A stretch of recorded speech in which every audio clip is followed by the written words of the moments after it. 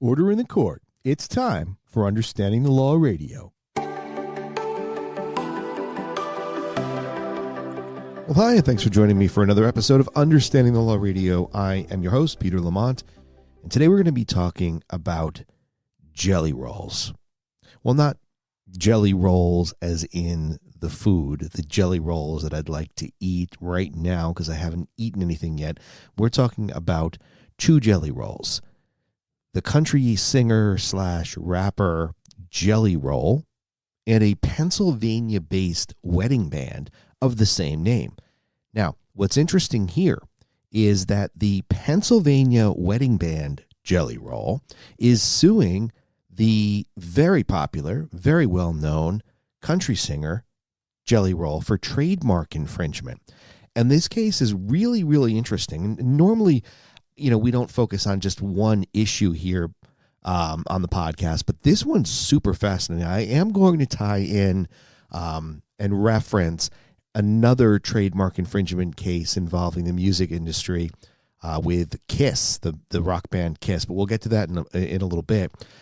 First, let me tell you what's going on here with Jellyroll. So the owner of a Pennsylvania-based wedding band, his name is Kurt Titchenell, or Titchenell. I think I butchered that, but Kurt Titchenell. He owns a wedding band called Jellyroll, and it's all one word. He filed the lawsuit in federal court against Jason DeFord. Now, his stage name, obviously, is Jellyroll, and it's two words. And he alleges in the lawsuit, which was filed in the Eastern District of Pennsylvania federal court, that DeFord's use of the name Jellyroll is causing confusion and irreparable harm to Titchenell's business. So the complaint basically alleges that Titchenell had registered as a federal trademark the band name Jellyroll, and he's used that since around 1980 in connection with his wedding band.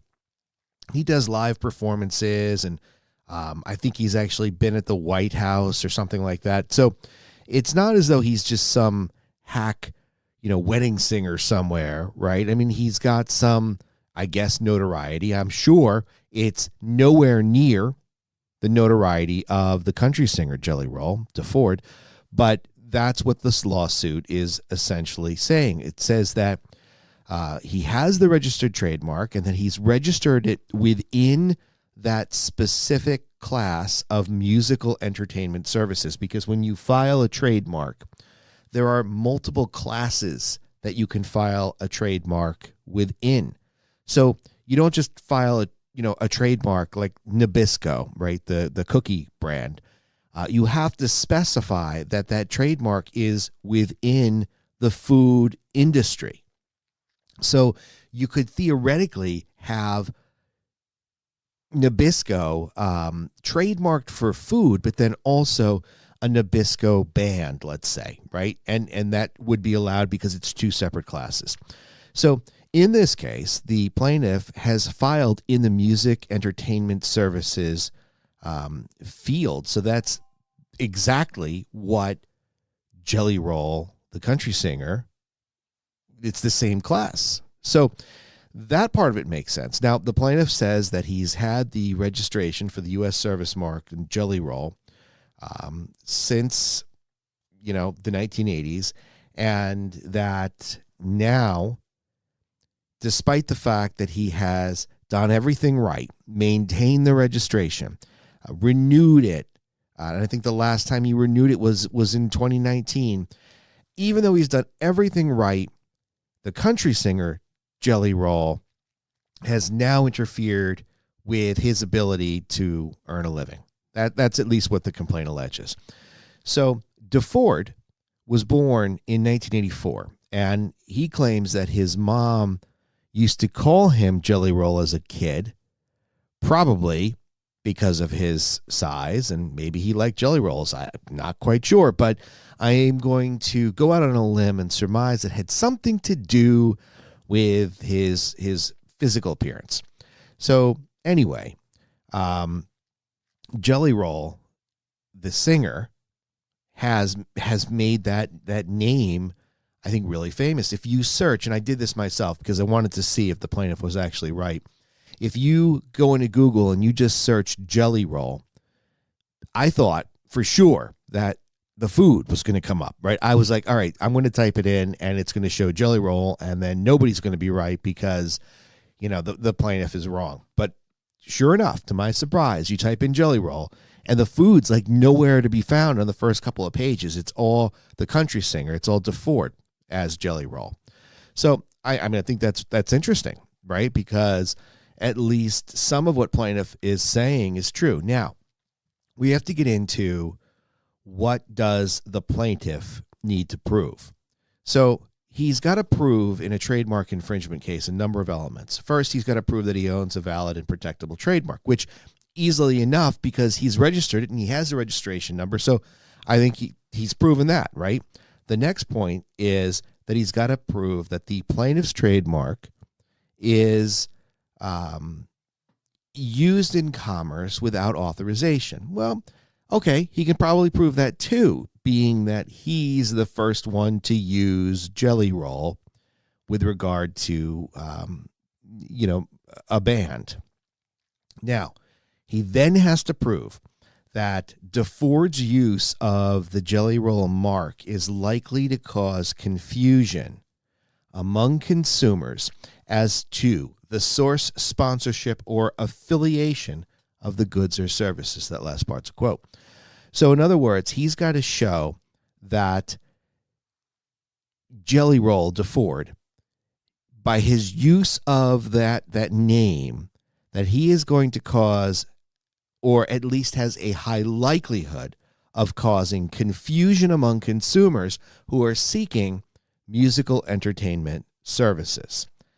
Now, seems crazy, but what do we think? I mean, do we think that he's got a chance of proving this? Well, he can prove everything except for, and this is where the argument comes in, and this is really where I think the case is going to focus in on, and that is whether or not there is likelihood of confusion in DeFord's use of Jellyroll.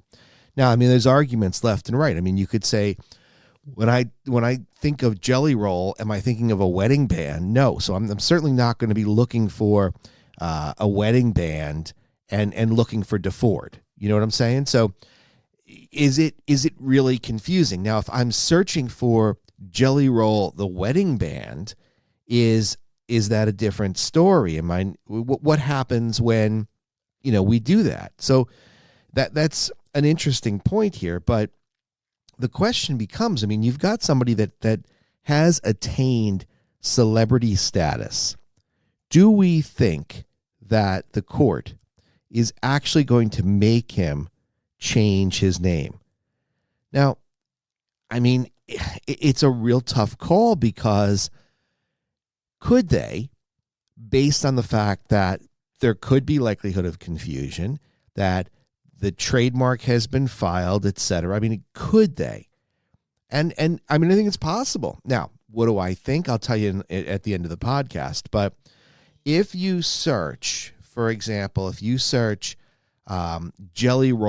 wedding band, you only find all of the news stories about this lawsuit, right? I couldn't figure out how I'd go about booking them if I really wanted to for a wedding in Pennsylvania.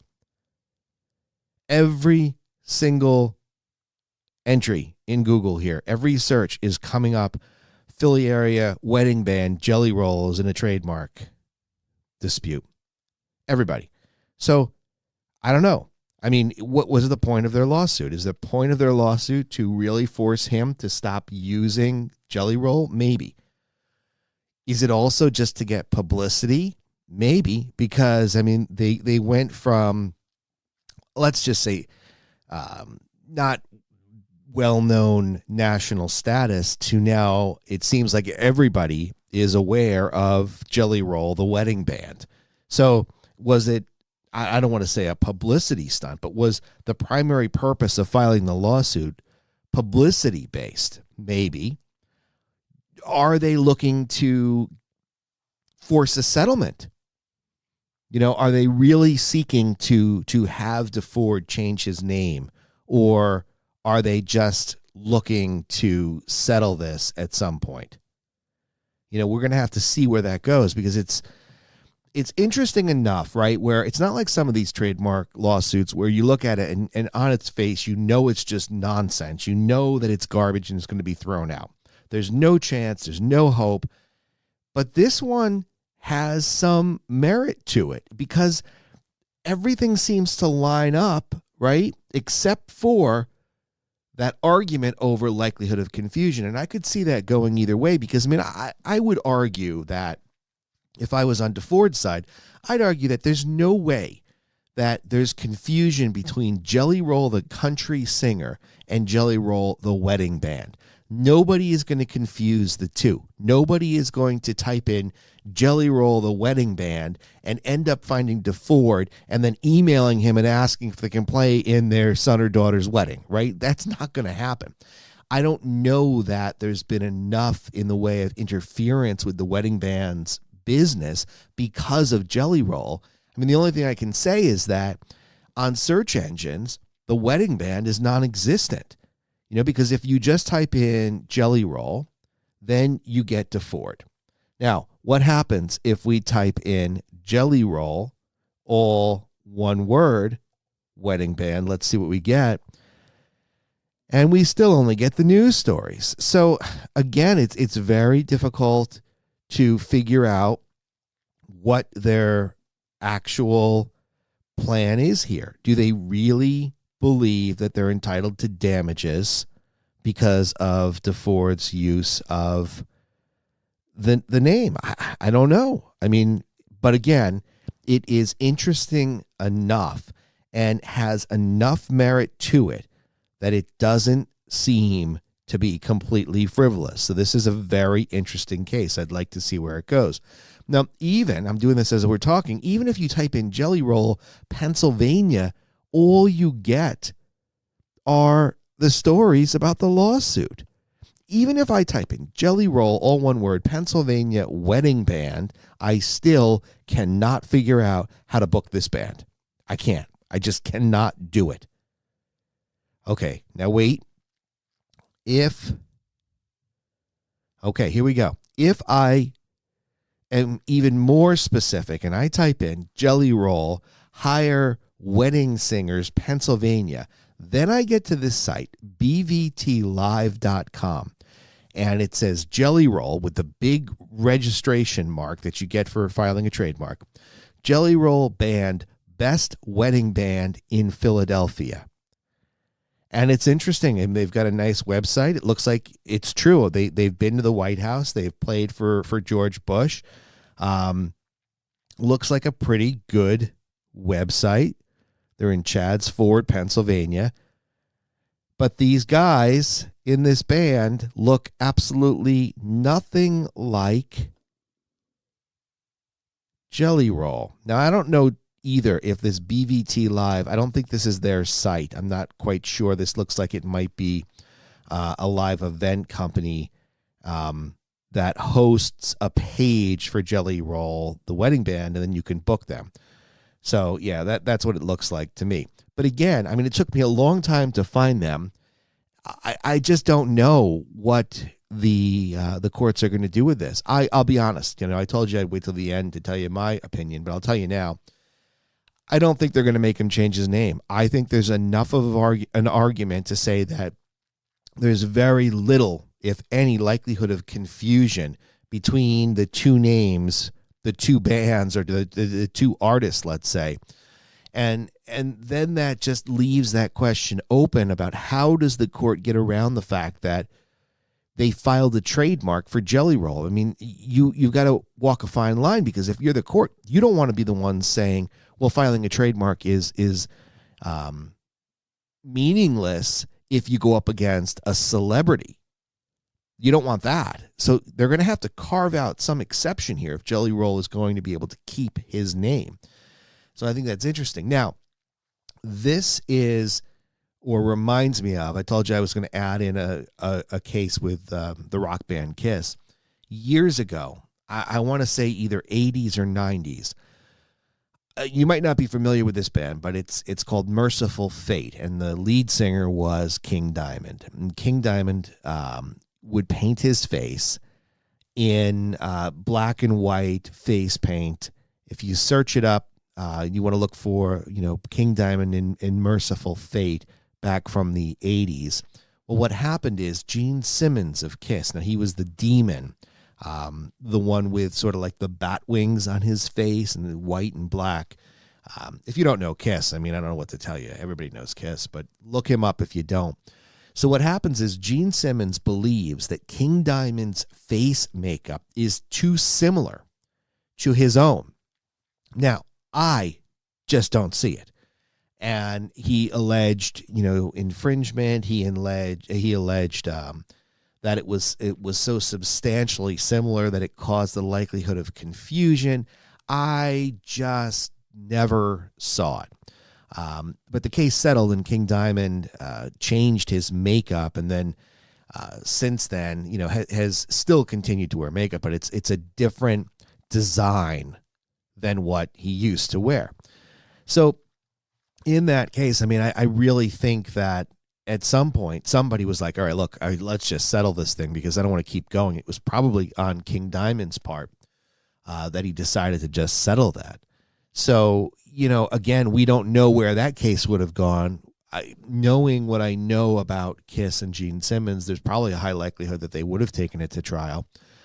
But what happens here in this current case with the wedding singer and DeFord, I don't know if they're really seeking to force him to give up his name, and I just don't see it. I don't see how a court is going to say to this guy, DeFord, listen, we know that you are, country music singer award holder, and we're going to just tell you that you got to change your name. I don't know. Now, there are people who have changed their names, right? Like Prince. Remember Prince from the 80s? But he changed his name to a symbol because he was in a dispute with a record label. So that was a different scenario. That wasn't a trademark thing. This is a pure trademark thing that looks like on its face it's got some merit, but ultimately I just can't wrap my head around the fact that the courts would force DeFord to change his name. But we're not going to know until this thing progresses. Is there a chance that it just settles out of court and DeFord pays Jellyroll, the wedding band, some money in a settlement? Maybe. But we are going to follow this one. I like this one a lot. This one's very interesting because it just raises so many questions, because if you file a trademark in the same class as somebody who is using your name, don't you just have a trademark infringement claim? Isn't it just right there for you? And you would think, yes. If somebody came to me and said, hey, look, I own this trademark, whatever it might be, and this other competitor of mine in the same industry, same field, is using my trademark name, which if he wanted to file it on his own, he would have had to file it in the same class as mine. I'd say, oh, you got a pretty decent case there for trademark infringement.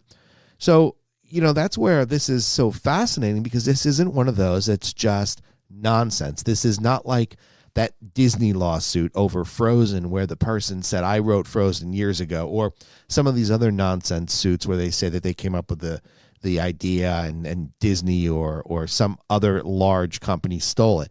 This one has a lot of merit to it. So I'm really interested in seeing where this goes, and we're certainly going to follow it. But I'd like to hear from you.